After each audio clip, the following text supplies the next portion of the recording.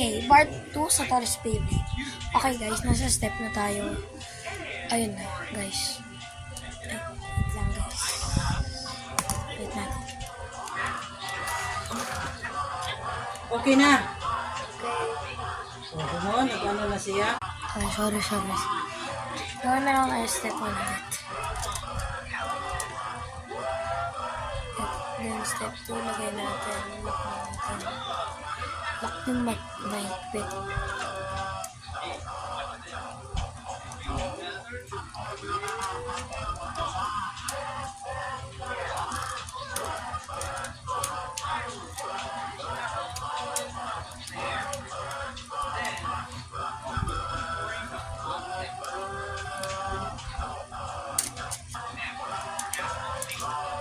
Guys, hirap na lock.